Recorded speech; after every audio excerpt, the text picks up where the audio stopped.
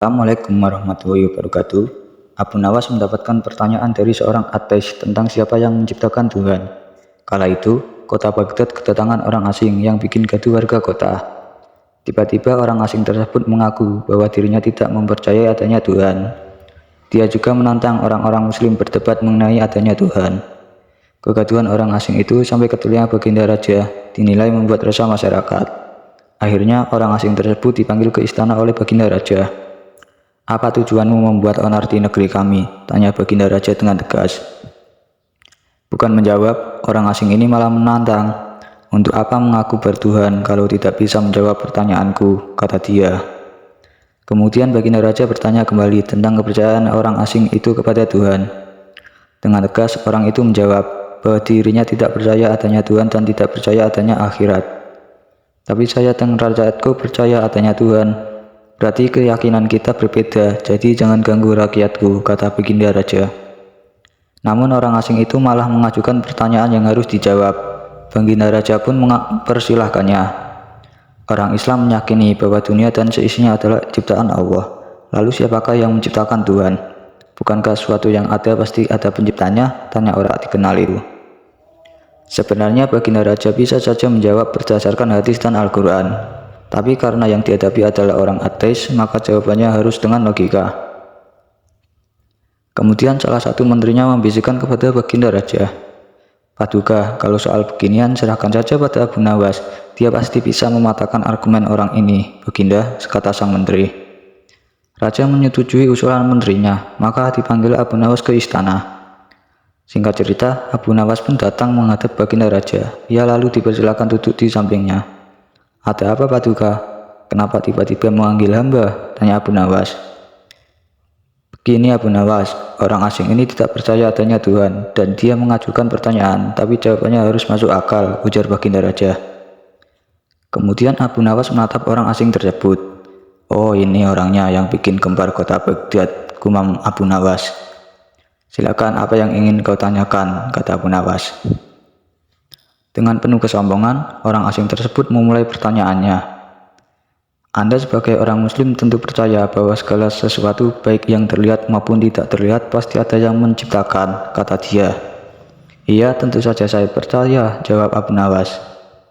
"Sekarang saya mau bertanya, siapakah yang menciptakan alam semesta dan seisinya?" tanya orang asing itu.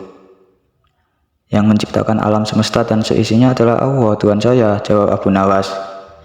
"Oh, baiklah, lalu siapakah yang menciptakan Allah?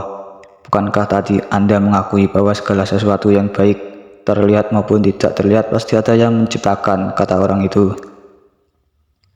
"Anda pasti tahu kalau kami selaku orang Islam mengakui hanya ada satu Tuhan.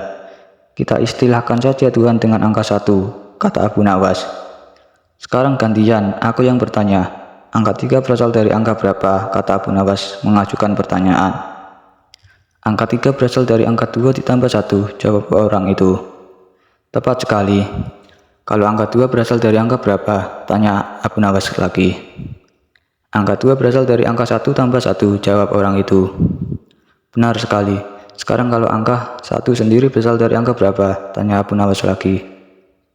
Orang asing itu kaget dengan pertanyaan tersebut. Dia hanya terdiam tak bisa menjawabnya. Kemudian Abu Nawas berkata, "Pada intinya, semua angka pasti ada awalnya, entah itu angka 5, angka 4, ataupun angka 10. Dan angka-angka tersebut diibaratkan alam semesta dan ciptaan Allah.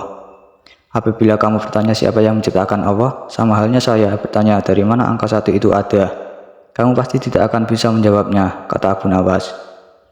Orang asing itu pun langsung terdiam merenungi kata-kata Abu Nawas. "Untuk jawabanmu atas pertanyaanku pertama masuk akal. Sekarang pertanyaan kedua. Kalian sebagai muslim pasti meyakini kelak hidup di surga tidak akan berak dan kencing, padahal di sana kalian makan dan minum setiap hari. Mana mungkin ini bisa terjadi? Jelaskan padaku," tanya orang asing tersebut.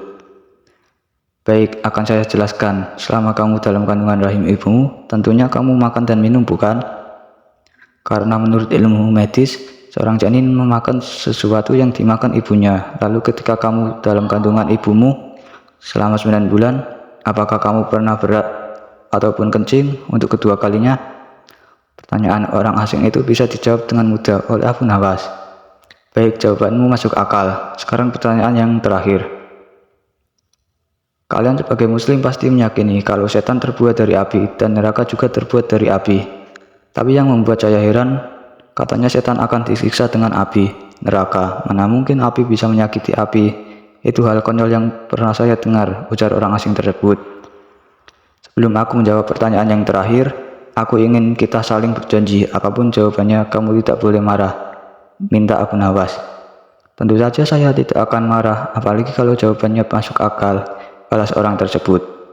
Tiba-tiba Abu Nawas menampar pipi orang asing itu sangat keras.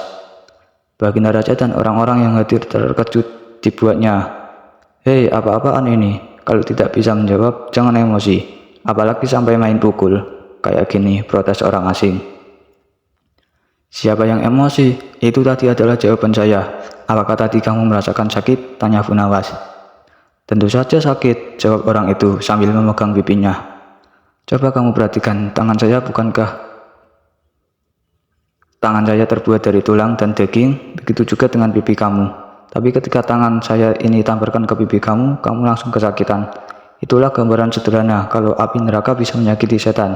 Setan pasti akan merasa kesakitan meskipun ia sama-sama terbuat dari api, kata Abu Nawas menjelaskan. Orang tersebut lalu terdiam, ia tak bisa membantah argumen Abu Nawas. Sementara Baginda Raja dan orang-orang istana kagum atas kecerdikan Abu Nawas.